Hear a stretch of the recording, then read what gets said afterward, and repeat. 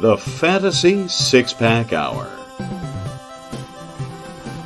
With your hosts, Joe Bond. You're awful. And A.J. Applegarth. It's Sin Shu Chu. It's a mouthful.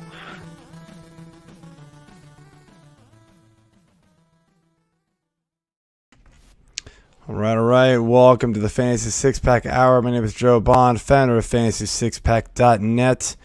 With me, as usual, A.J. Applegarth. How's it going, man? Good. I have recovered. I'm 3/4 of the way there. At least my voice is. I feel physically fine, but my voice is not back all the way. A little bit too much yelling over all the people all weekend long at the Fantasy Football Expo. I'm sporting the shirt. Me too. Yeah, it looks like you are too. I figured that was gonna happen, but I just rolled with it anyway. Yeah. Excuse me. Yeah, it was a good time. Great to meet a lot of people, and we've had on the show multiple times. Some of them, then make new connections as well. So yeah, I had a great time, and hopefully able to do it again next year. Maybe not lose my voice. So anyway. Yeah, and then maybe other things as well. But all right, we will. We're gonna be talking some fantasy football draft strategy, getting everybody ready as draft season. For most is approaching. Everybody's had maybe a bunch of best balls and some really early draft dynasties, etc. like that. But a lot of us, the bulk of our leagues are coming up in these next few weeks. So we're going to focus on that these next few shows and get you all ready for sure. But let's jump into our beer of the week first. Beer. All right, AJ, what you got? Well, I'm drinking one that our lovely producer, Jeff, has traded with us for the weekend. It is called Wawa Rainbows. It is a double hazy pale ale brewed with Citra, Cascade, and Mosaic hops from our friends at Lil Beaver Brewing. Yeah, that was a good one. Mine didn't make it home, if you can figure out how well the weekend went for me. So it's good stuff. I noticed that. You tried to Bogart one of mine, and that wasn't happening. Yeah. So anyway, I am drinking a brew from a good friend of the show, Chris Allen, and he gave us a little growler full of his beer, and it is a milkshake IPA called I Am Fruit, which is nice. A really great name, actually. I'll tell you what, man, I'm not a big fan of milkshake IPAs, but kudos to Chris. This is good stuff, man. It's not too heavy on the milkshake like the lactose, that a lot of these milkshake IPAs have, obviously. Mm-hmm. So cheers, and let's get going, man. Cheers. All right. Big show tonight. A guy we met at the expo is joining us, Mr. Bob Harris from Football Diehards, Sirius XM, you name it, he's there. How's it going tonight, Bob? Fantastic. Any better? I'd have to mess something up just to keep the karma intact, right? Yeah, absolutely. Man. So it was great meeting you at the the Gold Jacket Room, and I think we ran into you at the Saturday night party as well, here and there. Entirely possible. Yeah, lots of people. It's hard to keep track, not right? to run into people at that event. There was an event Saturday. Hey, AJ might not remember no skin. No, I do. Of course, I do. But no, it was good times, and glad you agreed to come on to let everybody get some insight from you and for some fantasy football draft strategy is what we're going to be doing here. So let's just jump right into it. And I think the first place to start here is just kind of generic question. Take this how you will. Just you hear this a lot. Like, you get callers into Sirius XM. I get questions left and right. It's like, oh, I've got the fourth pick. Like, what should I do? Like, do you ever have kind of maybe not like a set play, like, oh, I have to do this, but do you ever go into a draft thinking like, this is really what I want to do? Yeah, and I think every time you have like a vague plan in your mind, and it's like the old Mike Tyson line, we all have a plan until we get punched Yeah, absolutely. So, I mean, for me, That is a big thing. Oh, sorry, it was cutting out on me for some reason. So sorry to cut you off there if you were talking.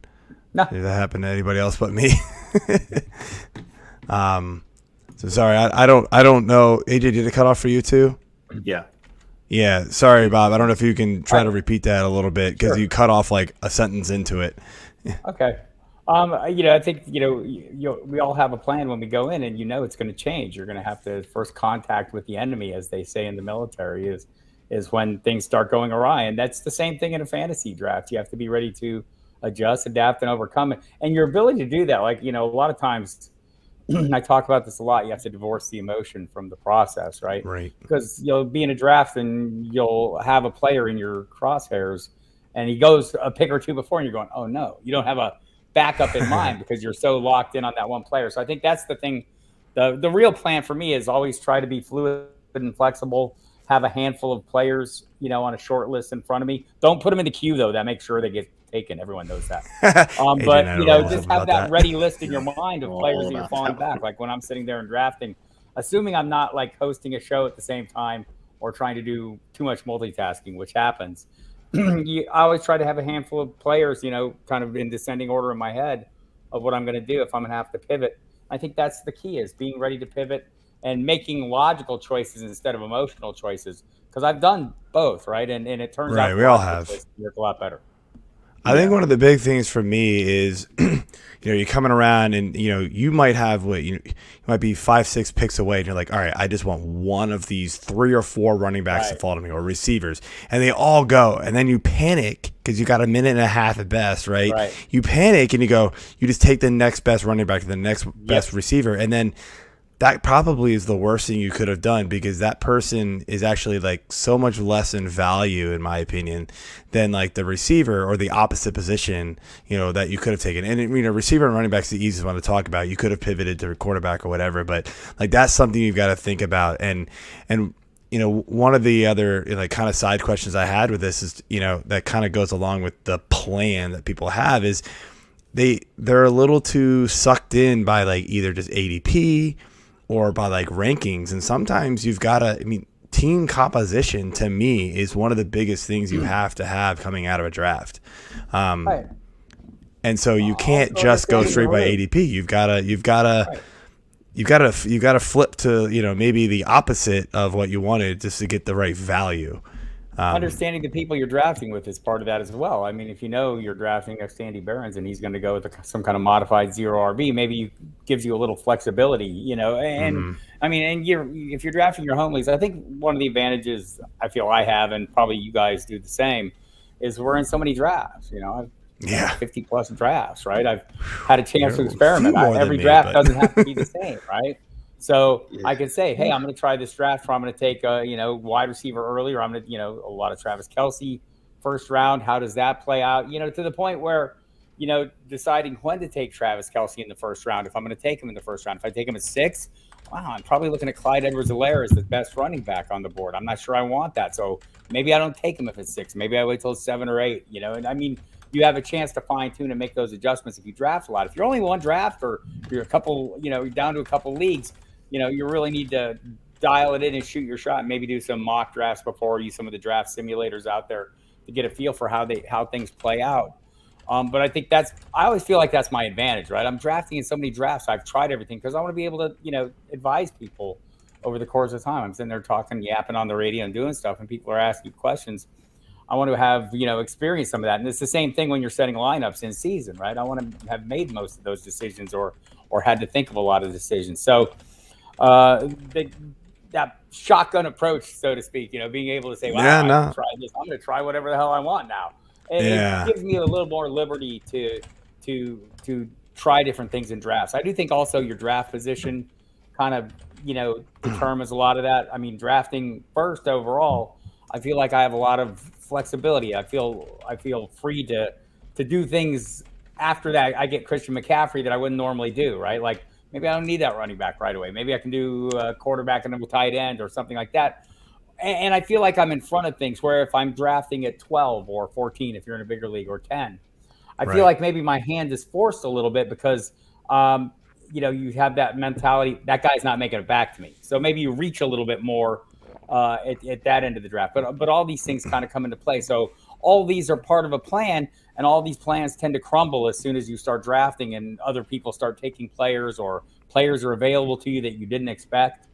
And I think that's the key to this is doing enough and simulating and maybe drafting enough, and maybe people might want to try that. I mean, I do tons of best ball, and I think for the most part they're very similar to a regular draft. It's certainly the first handful of rounds.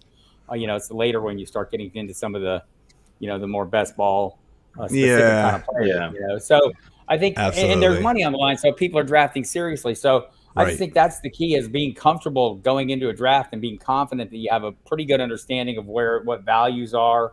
And I realize that's not for everyone. And if you're not everyone, you can look at ADP. ADP is a guide. It tells you when players are going. It's not telling you when to take them. Because if you want them, you need to jump ADP, right? So if there's players you really – and it's okay, right? Yeah. It's okay to jump. ADP is not like a the Sanskrit template or whatever. You can do whatever the hell you want. Right. But it's telling you, hey, this is where this guy's usually going. If you want to make sure you get this player, draft him a little before then. Yeah. Just because you won the ADP battle in your draft does not mean you did well. No. Not at all. So, yeah, definitely. It's funny you mentioned the best ball thing. The one thing I'll say about best ball that I've noticed, especially on Underdog, is that the receivers are going way earlier and like in huge clumps. In the rounds like 2 through 5, more so than I expect to happen in most home drafts. I feel like the running backs are going to be round 1, 2, 3, 4, like for the most part, like we've seen in years past too. But I've kind of seen an evolution on that over the course, in the early draft. So I start drafting maybe a little before the NFL draft, but let's just take they're starting at the NFL draft. People were hammering running backs. I mean, you'd have 20 running backs coming out off in the first 2 rounds. And now, it's kind of normalized and dialed back and become a little bit more, I guess you want to say regular, where you're seeing Travis Kelce back in the first round. You're seeing Devontae Adams now that the Aaron Rodgers beautiful mystery is solved for the short term. Tyreek Hill sneaking back in and more wide receivers, a lot more wide receivers going in the second round. So people have kind of, again, I think that's kind of an emotional thing early on. The FOMO, I don't want to miss out on getting that running back, right? And so I think that's kind of alleviated as we get closer to the season. Yeah, absolutely. With that being said, you talk about where certain positions are going in, certain rounds. Is there a specific draft spot that you prefer this year? And if so, why? I've kind of liked them all. I mean, I kind of, I mentioned the end. I feel like my hand is forced a little bit. It's been forced in a good way. Having that last pick. And the first pick, I always feel great about my teams because probably I have Christian McCaffrey. And then I end up getting a lot of Darren Waller, and then I take a high-end wide receiver, and then I wait. And there's some value at running backs that I think we're starting to feel a little more comfortable with. Not the clear path to workload kind of guys, but the guys with enough that you feel okay drafting them because you have Christian McCaffrey, and so in the middle hasn't bothered me too much either. I felt pretty good about pretty much the wide range. I don't want that. There's like the 3rd to 5th, area. You have to make that decision at 3rd, and I think I make a different decision every time. Whether it's Elliott, Henry, Kamara, you can make an argument for a handful of guys, and I think I've diversified a lot when I've had that 3rd pick overall. And then I kind of let that 3rd pick dictate if I have the 4th or 5th. That 3rd pick kind of dictates that. I'll say, in this business, or what I do with the magazines, especially, one of our big things is, pick a first-round bust. Well, I don't think anyone's going to bust, right? I mean, I think at that point, I'm not planning on anyone. Why do I want to do that to myself and everybody else? Right. So I kind of I've kind of threaded that needle into how do I split a hair? I've come up with, I don't think Alvin Kamara is going to be a bust. I'm totally drafting him. Also, I don't know he doesn't have a quarterback who's thrown 28% of his targets to running backs over the last 4 years, and that Alvin Kamara's fantasy value has been dependent on the fact he has at least 100 targets, except for the season he got 97 in all 4 of those years, right? I mean, so if you're splitting a hair between him and, let's say, Derrick Henry or Ezekiel Elliott or whoever you like there, you could kind of make your, I always kind of say you tell yourself a story, right? I could tell myself a story or it's not the high end out. And the other side of that coin, I could also sit here and say, wow, the Saints are probably going to have to run more. Maybe this is Alvin Kamara's backfield, right? He's going to have to do like a real running back and produce on the ground, and he's capable. He's a huge scoring threat. So, but I think those are the kind of, you're kind of doing that hair splitting early in the first round, or at least I am. And kind of, if I can avoid that, and maybe in the second half of the first round when things are a little more clear to me, or I feel a little more comfortable with how they play out, that I'm fine with that. Yeah, and I mean, that's a great example with Kamara, because on our ride home, all what was it, Joe? Like 18 hours it felt like. Oh wait, I drove, so Yeah, still felt like 18 hours. But yeah, it was. I literally jumped into like 6 underdog leagues over this weekend, and they're all still going. So I looked at picks, and it was splitting a hair between Derrick Henry or Kamara, and I just trust Henry more. I know Kamara was amazing last year with what he had. Granted, there was no Michael Thomas there. There might not be Michael Thomas there for much of this year, even though he's ahead of schedule. But I went with Henry because it was the known quantity that's been that consistent player. And Kamara has been a very consistent top end running back as well. I just don't know what's happening with that quarterback situation.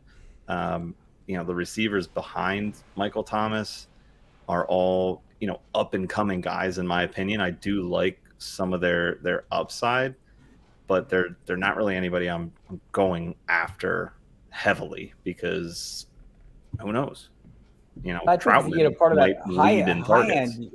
Yeah, part of that high end though comes from the fact that Kamara has 80 catches every damn year, right? Right. So I think that's one of the concerns for me is that look, it's still a Sean Payton offense, and they're going to want to do Sean Payton-y things, and that's going to include Alvin Kamara catching lots of passes. As the quarterbacks, I think Jameis Winston in a different offense, right? But he doesn't seem like a guy that's looking to go throw short, right? And I think his target share during his time as a starter in Tampa was like 18% or 19% target share to running backs.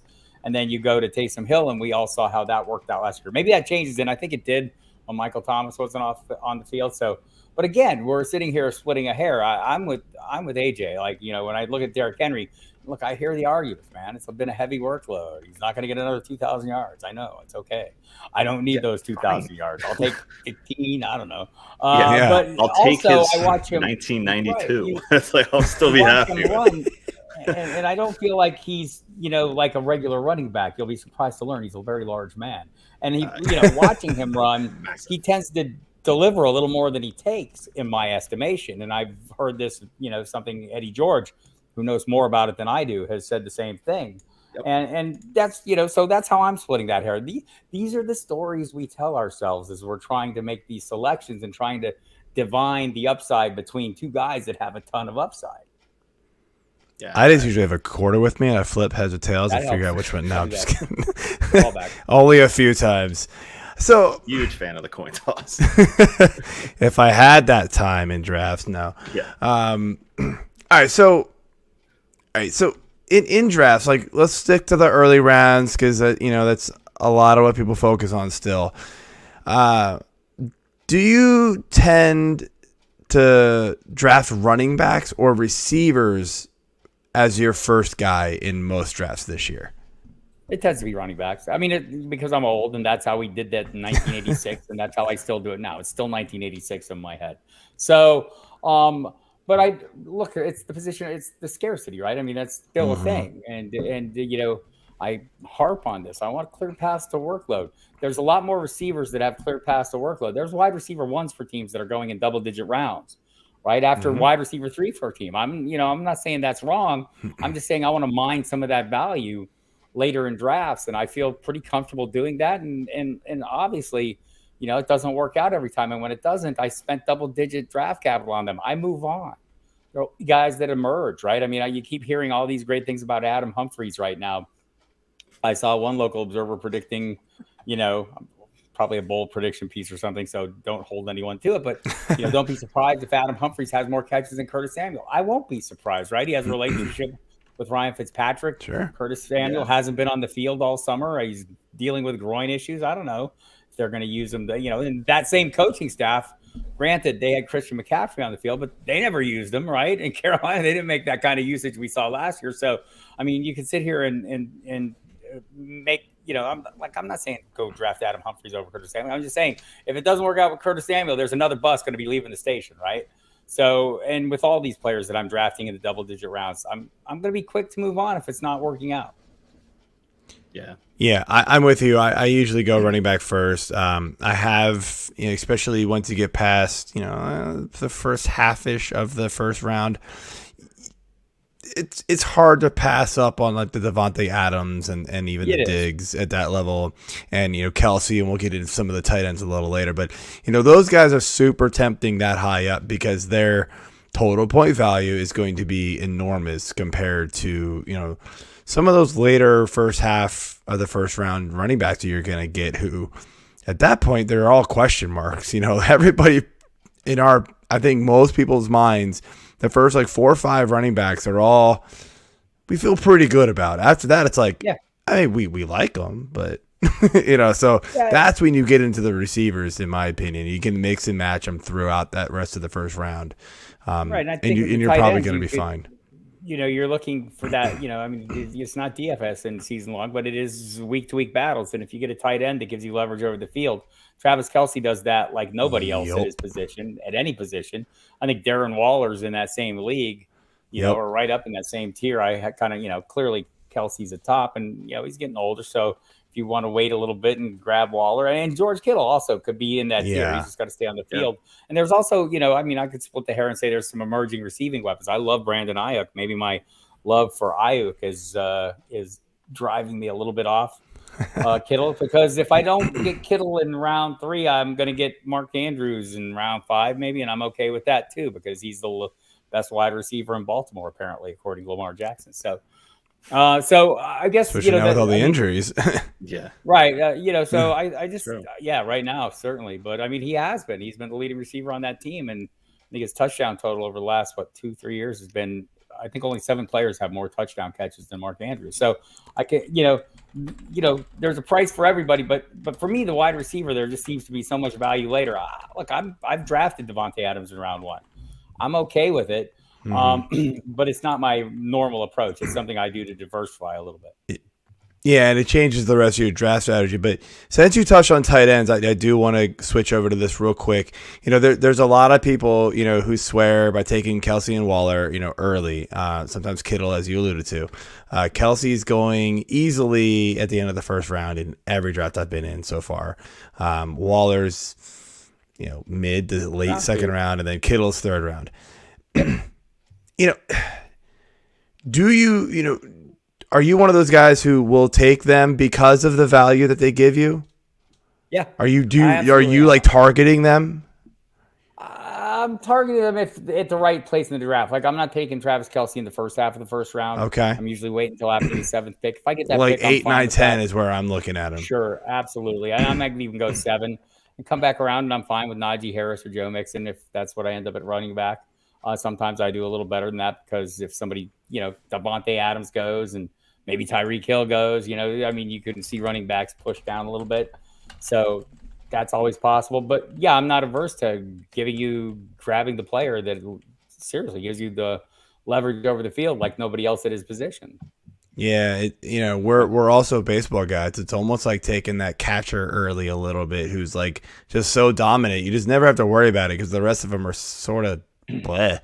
And so speaking of bleh, tight ends, the rest of them again are kind of, there's a few who everybody likes every year. Hawkinson's a guy that everybody likes this year, but huge question marks there. Mark Andrews, there's question marks there a little bit too, just because they brought in more receivers, and you never really know what's going to happen with that. He's so touchdown dependent, in my opinion, too. That's hard to trust. But there's other guys. Tunyon had a huge year last year.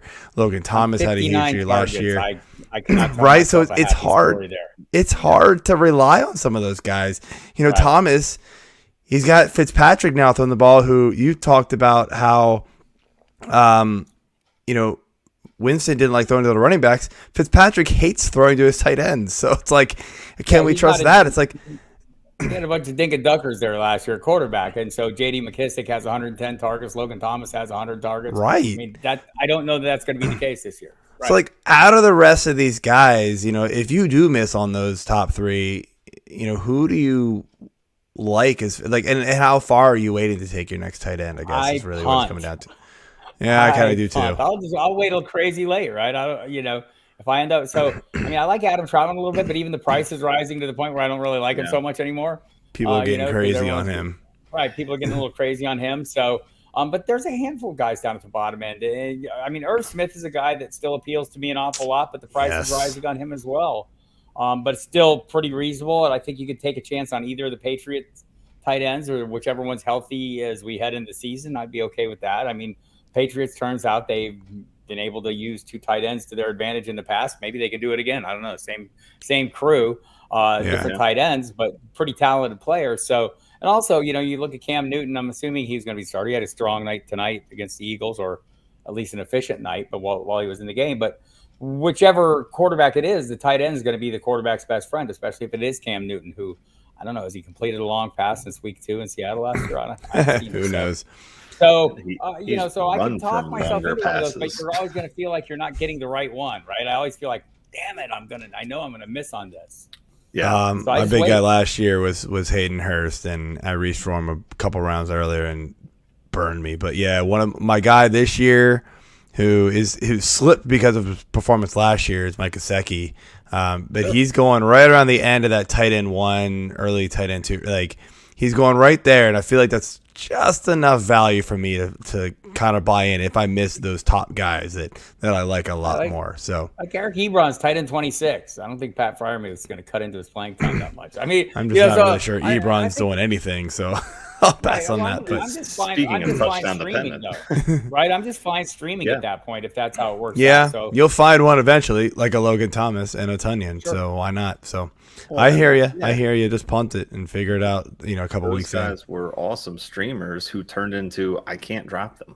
So, but speaking of can't drop, let's talk about some handcuffs. We'll flip back to drafting running backs first instead of receivers. If you are in that earlier portion of the draft and you're going to go ahead and hit that. That running back, are you set for a while and then trying to handcuff? Do you agree with handcuffs or no? I don't disagree with handcuffs. I think it's a little more nuanced than that. First of all, I have to believe the person I'm handcuffing is a true plug and play, option, right, for the team. Like, I think Tony Pollard is that right now, pretty clear cut. I think maybe Madison is this year. I don't know. It turned out he wasn't so much last year. So the problem that it's like it's kind of like there's a little trigonometry involved here. It's is the price is the handcuff premium worth the range of possible outcomes, right? And it's kind of a feel thing. And so a lot of times for me, it's not worth it. Like right now, I think Chuba Hubbard's priced pretty adequately. Am I 100% sure he's a handcuff? No, but the price is not so crazy that I have to be that concerned about it. So I think those are the kind of handcuffs I'm looking for. I mean, I'd love to have them. I mean, I'd love to have the guy, but are we sure? Like, if one of these top frontline players goes down, like let's say you get Najee Harris, who is the handcuff? I don't know. Am I going to invest heavily in Snell? Is he going to share with Anthony McFarland? Is Jalen Samuel going to ruin both of them? I don't know. Those are the ones I kind of want to avoid. I mean, last year with McCaffrey, I mean, I don't know that any of us really thought Mike Davis was a plug and play option, right? I mean, we knew he'd probably be back there, but you were getting him for free if you drafted him. So I mean, that's kind of the equation I go through in my mind is like, what am I paying and what do I think I'm getting? And what do I think how does the team view this player? Is he really a true plug and play option? Like, I'm all in on Chris Carson. I love Chris Carson almost as much as Pete Carroll. And nobody loves him more than Pete Carroll. And that's why I love him, right? I mean, but is there anyone who I can consider a handcuff? I mean, I think they'd love it to be Rashad Penny. I don't know if it can be Rashad Penny, right? So I just avoid it if that's the case. And so, usually you're only handcuffing those frontline players. But let's say Jonathan Taylor. Am I sure Marlon Mack is going to get enough of the workload where he's going in the draft to overcome the presence of Nyheim Hines, who I think would play a bigger role as well? I mean, he plays a pretty big role already. I'm just going with Taylor, and I'm okay with it, right? And I'm trying to find some other standalone players later in drafts. And there's guys I like as standalone players, heading into the double-digit rounds that are a little bit of dart tosses, but they're double-digit players, and I'm okay moving on from them. Yeah. So with that being said, I agree on the Hines thing. I'm a huge Naheem Hines guy. Was last year, and he was probably one of the only players that actually produced for me. I did not have a good year. So, but if you do go running back first, then again, when would you usually take your second one? Do you stick with that early round 2 to 4, or are you all about agreement of this is the running back dead zone? I want nothing to do with these guys. I'm just gonna, wait. No, everyone has value. Everyone has value if they're at the right spot. So even that range of 3rd to 4th to early 5th round players, I'm fine taking. I think we're overstating the Kenyon Drake impact on, say, Josh Jacobs. I think there are players in that, there's that knot of Jacobs range players. We've all been talked out of DeAndre Swift, who has helped that talk by missing practice until today, basically with a groin injury. And you're hearing Jamal Williams is a great play, and we can get into that a little bit too. With Anthony Lynn saying, yeah, he's my typical type A back, Jamal Williams, the guy. I'm saying sure he is, but Austin Eckler was a typical type B. That's the thing. Austin Eckler is a type B back, and he was the guy to have in fantasy. So I'm not putting too much stock into that, but when you get to that range, I mean, J.K. Dobbins, I like him a lot. I think he's a great player. Also, I think Lamar Jackson's still going to be the best running back on that team because he picks the choice runs. I think they want him to run less. I'm a little more on Dobbins this year, but I think that would be the problem in Buffalo as well. I mean, the quarterback's the best running back on the team, certainly near the goal line. So, I think those are some of the issues that I'm looking at. But I'm fine taking 2 running backs in the first 2 rounds. I do it often when the value is there. I think I did a best ball just recently where, just based on the news of the day, the things that were going on, Saquon Barkley, the report came out that he might not play until week 3, then the injuries in Indy. I got Barkley and Taylor at the 12-13 turn, right? And I think, wow, I'm going to be pretty happy with this at some point this season.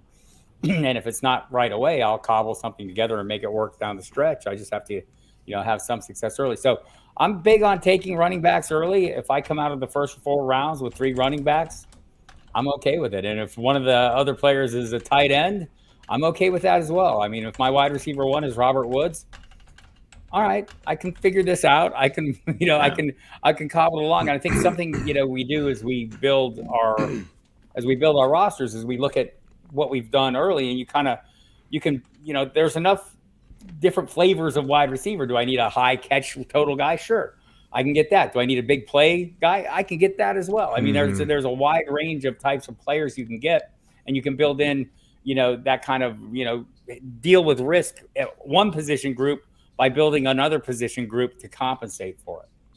Yeah, absolutely. Like, you brought up a guy like Robert Woods where, he may not finish wide receiver 1 for the full season, but he's going to have plenty of wide receiver 1 weeks.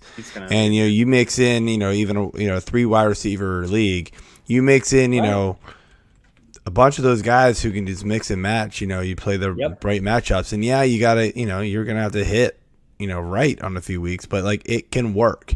Definitely. So on the flip side of this, if you do go wide receiver early, are you more likely to wait on your running backs and just keep loading up on running backs? Like, I guess this is more of the, are you a 0 running back, guy? Do you believe in that if you go wide receiver early, or at least some version of it, like maybe like a modified version of it at least? Yeah, I mean, I think getting that anchor running back in the first 2-3 rounds. So I want at least one back with a true clear path to workload. If I get that, I mean, that's kind of the hero running back instead of the 0. You get that one star player that you feel pretty confident in, then you build out from there. I mean, I think that's doable. It's not necessarily my desired approach, but I've done it, and I guess at the end when you're looking at your drafts, what did I feel best with, right? What teams do I feel the most comfortable with? It's usually teams that I've gone, running backs. I come out of the first 3 rounds with 2 running backs. I think those teams I feel more comfortable with. But I've had good teams. I mean, I just did one where I talked about going Devontae Adams first, and I ended up with a pretty good team. I got a couple of running backs after him. I think I might have gone quarterback kind of early in that. And I think, the thing about quarterbacks is they've become kind of a utility play for me, right? When I get to a point in the draft where I don't like the value of the players that I'm looking at, I don't like any of these guys. There's 100%. A quarterback for your needs. And there's kind of those quarterbacks at every level of the draft, right? And so I can kind of just pivot there. And if it's in the 4th or 5th round, if it's the 6th round, I'll take a Dak Prescott. Thank you very much. And, or whoever it is. I mean, they're quarterbacks at every level of draft that I feel comfortable drafting when I get to a point where I don't like any of these guys, right? And I mean, I think we've all sit there. You go, man, nothing is leaping out at me right now. Quarterback, sure. Yeah, I mean that's 100%. That's a beautiful segue into our next question. Just a quick sidebar before that, I literally put it out on Slack earlier today because I had no quarterback. I had, I think, 3 really good running backs. Could have closed out running back with possibly Mike Davis, Javonte Williams. And I already had Keenan Allen. And the group's like, yeah, now go Mike Williams. I was like, yeah, okay. They're like, you can totally stack it with Herbert. There was already Russ and Dak on the board ahead of that. So I was like, well, yeah, I can definitely – he should be there because those 2 guys are there and the one guy's already got Mahomes. Well, that guy ended up taking Russ on his turn. I was like, okay, so thanks. But getting back to the question at hand here. So which of the following quarterback tiers do you like to take your quarterback? Are you more of the top tier Mahomes Allen, that like next tier down with Rodgers Wilson, or are you just sitting and waiting on a Tannehill or Brady range a little later? I'm fine with all of those. Like, I mean, honestly, it's almost entirely dependent on finding a spot in the draft where I don't like the values at the other positions. If I don't like the value of running back, wide receiver, tight end, and those are positions in need, I will just turn to quarterback and all those tiers. I see the tiers a little differently than you, but I mean, whatever it is, I think there is a quarterback waiting for you wherever you like them throughout the round, and that goes well into the double-digit rounds, right? So, I mean, I think even more recently, I'm seeing a lot of people take, especially in industry drafts where people want to look like the smartest person in the room at the end of the year, right? You've seen a lot of Trey Lance going along before he has any business going, right? Because they're taking the chance. But it's a strategy I've used for 100 years now, literally 100 years. The steady Eddie, you get an upside player early and then you take that steady guy later. Matt Ryan is sitting there well into the drafts. I mean, and if he's not, Kirk Cousins is. And if Kirk Cousins is not, Derek Carr is. Where did Derek Carr finish last year? Quarterback 12, quarterback 14? I mean, I'm gonna cobble something together at that position no matter where I draft. Yeah. And I mean, the Lance is a great example because he just needs to have his PR guy find ABBA and have them rewrite the song to take a chance on Lance. And everybody already is, though. It's like, hello, what are you doing? Totally. How are you drafting this guy, not even knowing if he's going to start the season off of that, and then go into this or at all? I mean, in his case, you can make the argument for Justin Fields, like there's no way he's not starting at some point. For Trey Lance, I mean, the 49ers are built to make a playoff run. If they're winning with Jimmy Garoppolo is still going to be the quarterback. Yeah, of course, I don't think he's getting benched.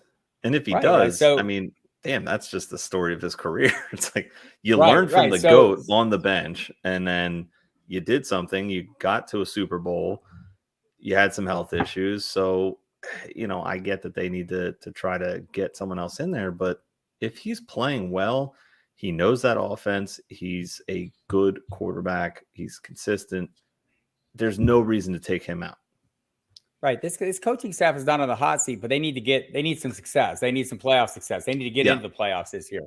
And however they get there, if Jimmy Garoppolo is driving them that way, they're not going to make the change. We might see packages with Lance in there, and that wouldn't surprise me at all. But Justin Fields is in a different boat, right? I mean, the Bears, where are they going? I mean, the fans are going. The fans are already. If someone on my radio show says, "Oh, we should wait, shouldn't rush Justin Fields in," but my Twitter explodes with, that guy, shut him up. I mean, the fans are going to go nuts. And so Matt Nagy and Ryan Pace, they're a little bit under the gun there. So, I mean, if they're not winning, he's going to be in pretty quick. Not week 1, because I ain't playing him against Aaron Donald either, but pretty quick. That's Jeff, our producer. He's the one blowing up your Twitter. He's a Bears fan. Just blame him. I get it. Jeff shaking his head. Sorry, you can throw you under the bus on here. You can't jump on and talk. Just kidding. He'll jump in if I make fun of him enough. Yeah, I'm with you. I sort of, I've done it in, the myriad of best balls I'm in, especially that's my most experienced drafting right now so far. But it's the same thing. You take the guy when the value comes in. I've been in the draft where I took 2 running backs very early, and then like there's a slew of receivers went, and I was like, well, damn. I don't like anybody left, so I took Josh Allen, and it was like the only share I have him in like 10 drafts. I got him in like the 5th round. It felt super late. I was like, well, fine, I'll yeah, sure, guys, thanks, click. And have found some pretty good value elsewhere, and been able to make up ground, for not getting, the top end receivers and running backs later. Like, you can make it through. Like, it's just, again, to the point of the very first question is, you have to be flexible. You've got to be able to adjust and, change your strategy on the fly with whatever position. You can't go, I have to take a quarterback late. You don't. You can take one in the 4th round if the value is right. So yes, exactly. Yeah, and that's kind of very similar to one of my other random underdog leagues. I think my favorite team right now is my 1-8 team, because I started off with Diggs. I immediately went Waller. Then I went back with Woods. So David Montgomery is my first running back. Solid. Okay, I mean, it's good. I like him. And then I just grabbed Allen. He was sitting there. I was like, well, he's not going to make it back to me. I'm going to just go with the stack now. Yep. It's best ball. So who cares? Yeah. You just need somebody to score each week. So I wanted to jump into kind of a subtopic here of draft strategy, and it's, being risk adverse. And this is something that comes up. There's a bunch of different ways to be risky and non-risky. And, the first question for this is, injured players. So we've got guys that get injured and they're going to return week 1, week 2, or maybe they'll be ready by week 1, but they won't have a preseason or any camp. So they're going to be a little rough coming into the season. Or those guys that just have known injury history. Like, are these guys that you will, despite ADP or rankings or whatever you've got them, that you go, I'm going to take the guy under him because he doesn't have as much risk? Or are you willing to go and grab him and be like, the upside is so worth it? The upside's always worth it. So I am injury agnostic. I preach that loudly and proudly. All right. Like, okay, so there's, that doesn't count if you're already hurt. Like, I'm concerned about Saquon Barkley, but also I'm not concerned about Saquon Barkley. Like, if I make it into week 5 or 6, that's the key, is kind of making a realistic assessment of what your expectations should be of when someone who is hurt going into the season. So he's off the PUP list. We've heard reports that it could be anywhere from week 1 to week 3. If it's week 1, maybe he's not his old Saquon self until week 4, week 5. If he comes in week 3, maybe we're getting into week 8, whatever. So, work that into your calculation. The thing about risk is you can insure yourself against risk within a position group as you draft, right? If you take a chance on a player, you play it safer after that at that position. And maybe if you're play it really safe at one position, that gives you the leeway to be way riskier at another position. But like if it's wide receiver or whatever, I mean, you're drafting enough wide receivers that you can kind of balance the risk out within that position group. So think about it like that. So if I'm drafting a wide receiver that I have concerns about, or I think, is a little bit, Cortland Sutton is a player I like an awful lot. Like, I'm not sure about his quarterback. I'm hoping the knee is going to be fine, but also I know that when he's healthy, he's the best player on that team. It's not even close. So I'm going to want to draft that, and I'm not going to worry about football is a very rough game. You guys will be surprised to learn its context. People get hurt all the time. It's almost by design, right? And do they have like upper body injury and they're out for 2 games or something like that? Like anything like this can happen. And the funny thing is, like is hockey.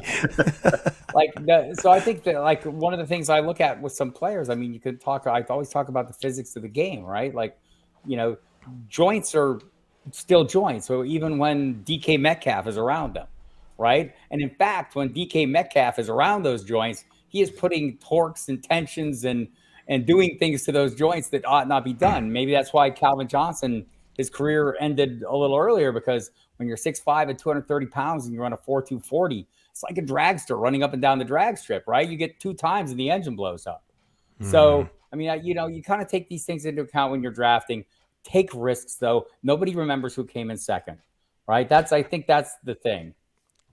Unless it's dynasty, you could tell yourself a different story. But in redraft, play the upside.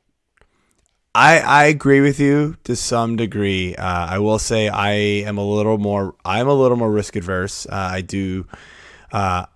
like to take my risk a little later in drafts instead of early. Like I want the guys who I know have a good floor, but also some upside early. Like some guys kind of banged up or has a little bit of an injury history. I'm talking not just 1 year. I'm talking like multiple years. Like he's always been kind of banged up, but we're always still just hoping it's going to keep happening, for him. I tend to pass on him for somebody who might be a little safer because later on I can go take the risk and it won't burn me as much. That's how I play it.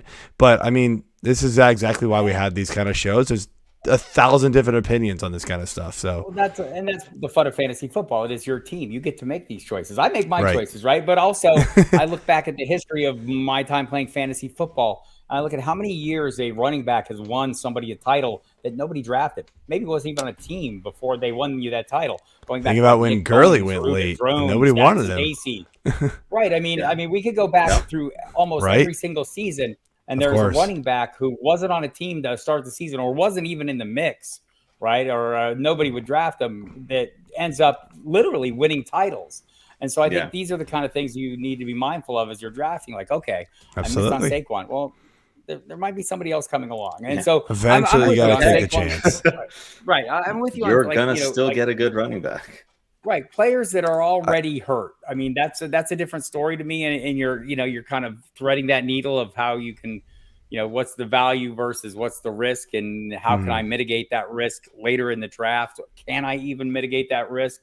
And I work with people like Jeff Manns when he drafts, he's looking for the least amount of downside in his first round. Right. And there was a time when he was drafting Antonio Brown 3rd overall during his heyday with the Steelers. And you can make a pretty good argument for that, right? Because that was back when running back. There's a lot of people that were doing that, and I was on that train. There's nobody's going to come up, more likely to meet value than he is. So, I mean, I get that approach as well, and I'm okay with it. And I think we're all trying to do that in the first round. But when it doesn't work out, it often doesn't, then be ready and have some upside guys later on, or guys that might be in position to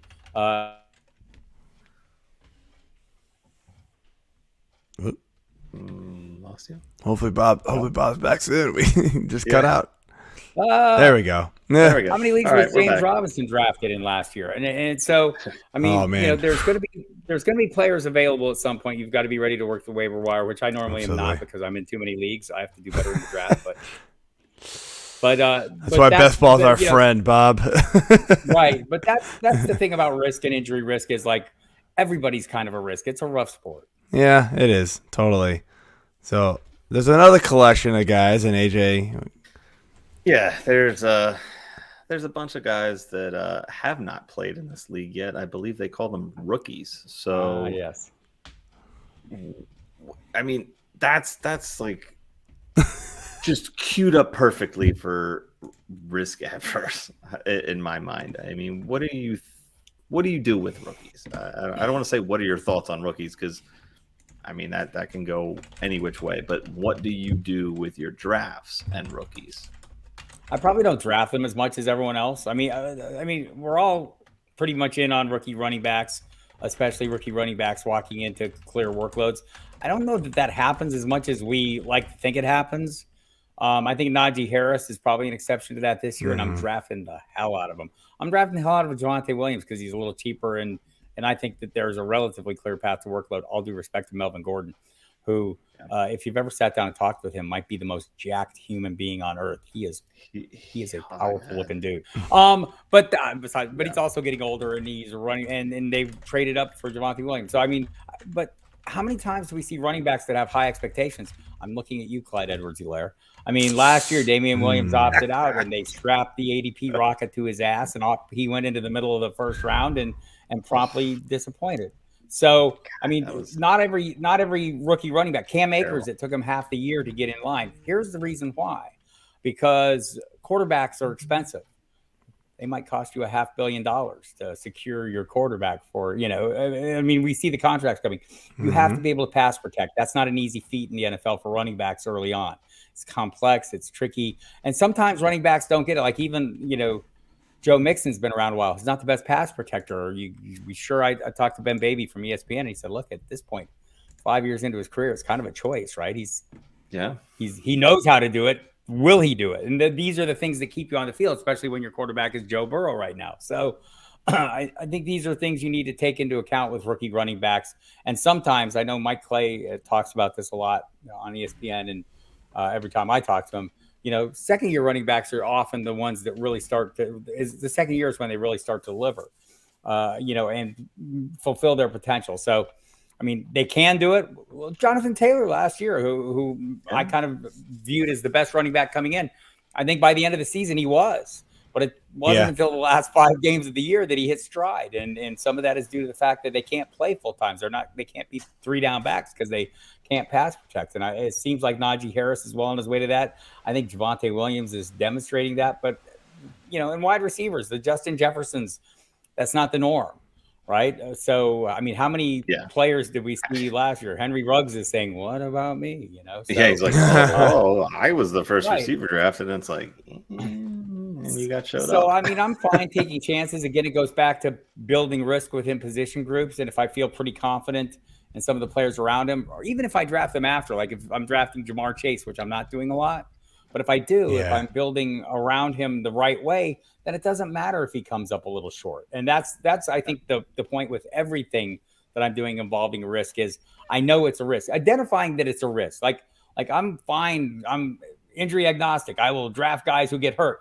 Also, I will draft guys who can help shore that up when he gets hurt, right? So I think that there's something to be said for that. It's always mitigating the risk, and do it with rookies and rookie running backs. According to Clyde Edwards-Helaire, it might be a good idea not to invest that middle of the first round pick on a guy who's never played. And we thought he was going to be a great pass catcher. I wonder why he wasn't on the field for all the passing downs. Maybe he couldn't pass. Also, he couldn't do short yardage, and maybe he can get better at that. Andy Reid seems to have hopes, but I think he's priced a hell of a lot better this season and maybe in a better position to succeed. So that's kind of my approach with rookies is, okay, I will, but don't have to. Yeah, I mean, my favorite thing with Clyde Edwards-Helaire is that I totally called him getting drafted on the every freaking show. Yeah, every single time I have. I'm just gonna sit back and drink it. As soon as I have it in, I mean, you could just somehow throw in initials C and E and an H, not even in that order. And I'll Jeff, you just need to have that ticker ready, like every show. Yeah, he called me out during the draft show. Yep. But so I think I have a question, if I could. Did actually make that beer? Did he make that beer? He did. He totally did. Yeah, he brews his own beer. Chris Allen. He brews a bunch of different stuff. So at the expo, we traded some brews.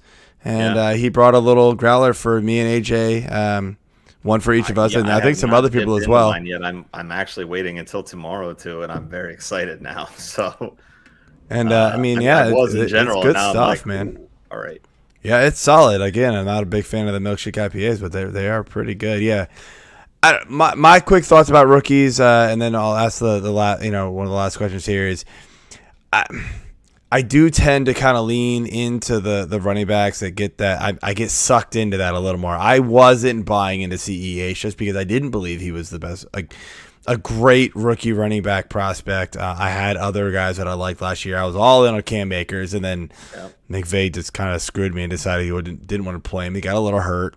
Jonathan Taylor, I loved coming in, but Marlon Mack was there and Nyheim Hines. But there was a lot of uncertainty with their landing spots. Najee Harris this year is in a prime landing spot. So like when the landing spot is as good as Najee Harris, like I'm all in. Early second round, easily in my opinion, he should be going. The receivers I'm buying a little more in on for rookies. We've seen a lot of guys perform well late in the last couple of years. It's still pretty risky. You still get guys like Ruggs, and I wasn't a big believer of him last year. Lamb was a guy who I didn't totally expect to perform as well as he did, even with Dak possibly there all year, just because they had so many other weapons. But he was awesome. So there's guys that have surprised me too, and so it's starting to make me go like, these receivers are able to come in. Like it used to be like year 3, that was always the thing. Year 3 the receivers are the guy.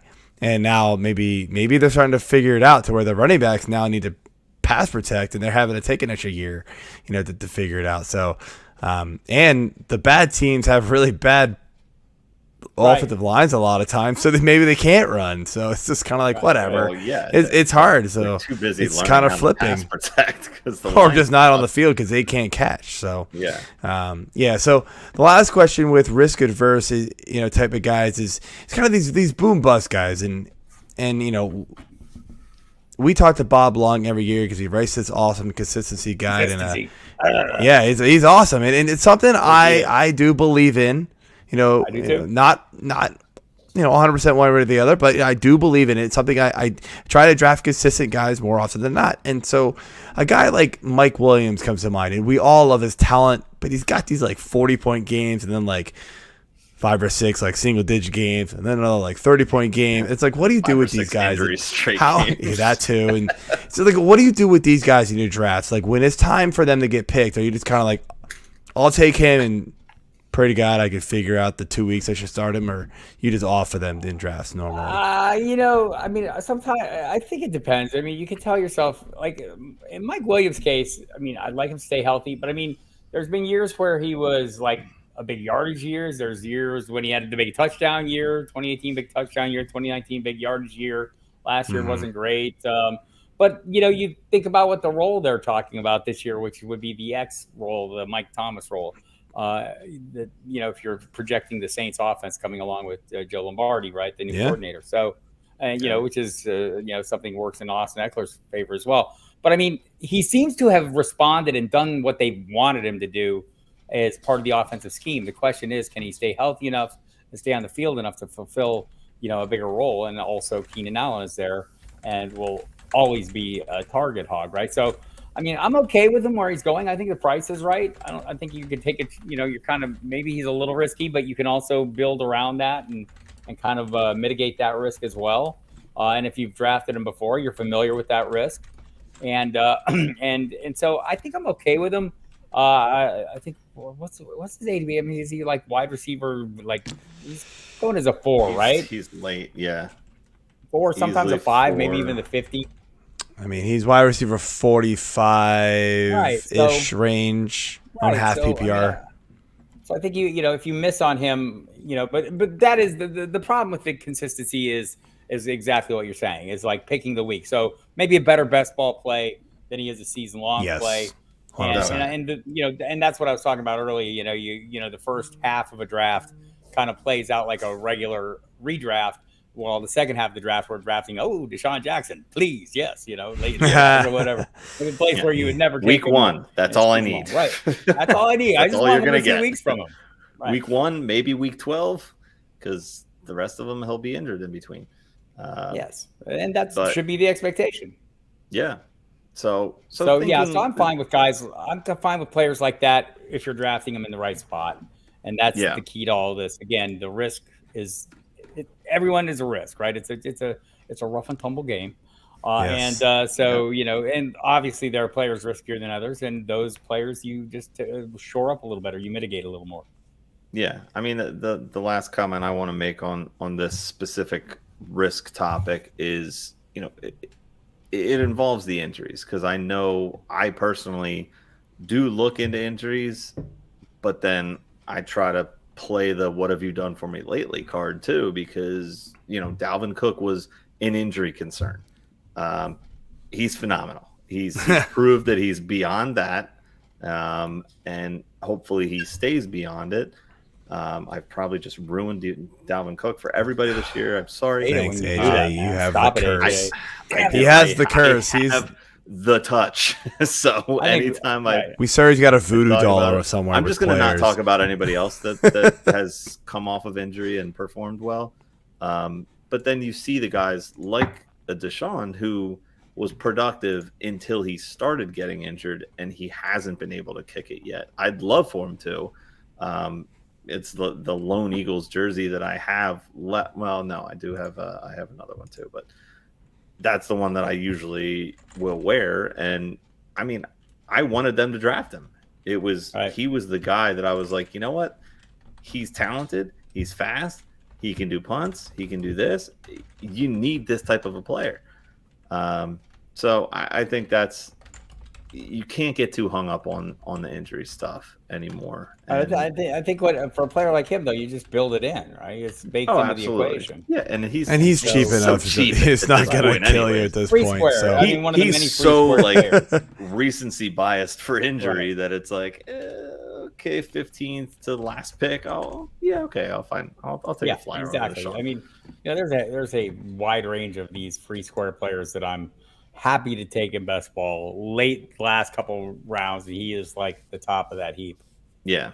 So with that said, thinking about everything that we've talked about here tonight in the last hour and just over, I mean, do you have any kind of strategy differences between a 10-team draft, a 12-team draft, a 14-team draft, just in general, not like a Kings Classic draft, but that's a whole different animal. I think every time I drafted a 10-team league, I think I love it because everyone, it's just, I mean, I prefer a little more challenging, but I mean, they're out there, right? And when I play them, I just think, wow, every team is great. This is going to be fun. So, so the strategy changes in that I'm much less worried about quarterback, much less worried about the onesie positions in a 10-team. I mean, it's it's a big difference. And 14 I think is a big difference too. I mean, 12 is the lane I drive in, but 14 I feel fine with. It's 10 that I get a little like, wow, why am I getting this guy here? Okay, we're all getting great guys. It's all right. It is I interesting. question every pick. Like, okay, all right, yeah, I'll do this too. Baseball's even worse, but. Like I want to get in one of these 6-team underdog leagues right now. You gotta get yourself into a 32-team league with IDP. I'm in that. I have one of those. Are you in one of those? 50 God, teams. yeah. I'm sure he's in one. Yeah, absolutely. absolutely. 2 copies of every 50 player. drafts, there's got to be at least 6 of those. So right, 2 copies of every player. Exactly. Yes. Oh no, the one that I did last year was an opening year for it, and it was no copies of players. So that was a deep dive. 32 teams, no copies. Yeah. Nope. So I do a 32-team league. The Diehards Dynasty League is a 32-team league. 2 16-team divisions, 2 copies of every player, full IDP, 50-man rosters, the whole 9 yards. But we have 2 copies. See, that would be a lot of fun because the one that I was in, and that one was a lot of fun. I really did enjoy it. It was actually one of my favorite leagues last year because the IDP scoring, I mean, you have to just jack it up to make it worthwhile. Make the values equal out, right? Exactly. Yeah, we did a 3rd-round reversal. So that helped me. That helped me because I was at the end of the 1st round. So I was like, oh, great. Okay. But I had 3 picks right there. And then I traded a bunch of my other picks. And, it turned out to be a decent enough team. I did like the league, but it kind of folded. So, it happens. But it does. I like the idea of the 16 because I have seen that too on your site, and I was like, why didn't we do it this way? this would have been nice. Yeah, I'll say one quick last thing here about the differences between and this is just something I noticed because I'm not in a lot of 14 team drafts. Just from watching the King Classic draft that you were in this past weekend, I think you noticed that the running backs fly off a lot earlier than even in just your 12s. Right. you still get your your Kelce's up there, but the running backs through like the first 2 rounds, poof, everybody was gone. Like all those top guys were gone. The FOMO like, is so real. fast. And I mean, and I get it. By the time it comes back around mid-third round, it's like, man, it's already a pick like 40. It feels like it's like it's crazy. So it's just it's a lot. So before we let you go, Bob, had a great show. Glad to have you on. Great meeting you this weekend, and hope to see you there next year as well. But let everybody know. I'm sure they do already, but just remind everybody, just in case they don't, where they can find you on Twitter and what you got going on Football Diehards this year. At Football Diehard on Twitter. Football Diehards, all our premium content's up. The August update will roll into the Flash update when the regular season starts. Tons of written, video, audio content every single day. So check that out. Check me out on SiriusXM Fantasy Sports Radio. Multiple nights a week. Football Diehard shows Saturday, Sunday, Monday. There'll be another night added. I'll do a couple nights on Dirt with Michael Fabiano. When the season starts, we'll be on double dipping on Fantasy Sports Radio and NFL. We'll do 5 hours a night. You'll hate us by the time it's all done. That's me and Dempsey. Sunday morning, I'll do the pregame show with Jeff Manns as usual. So no shortage of Bob Harris here. And awesome. I'm best taken in limited doses, so be careful with that. No, it's always great content. Thank you so much for meeting us and coming up and interacting with us at the draft and at the expo. It was a great time. I'm very looking forward to next year. And thank you for jumping on and joining us tonight. Absolutely. Looking forward to this season. Have me back, damn it. Yes, we'll do, man. We will. We definitely will. We will hit Absolutely. you up. We'll get you on. And I don't know. What are you doing for week 1? Week 2? Are you busy? He might be busy on Sunday. We'll hit him up though. All right. Thanks, Bob. Have a good night, man. Thanks, Bob. Thanks, Joe. Thanks, AJ. Appreciate it.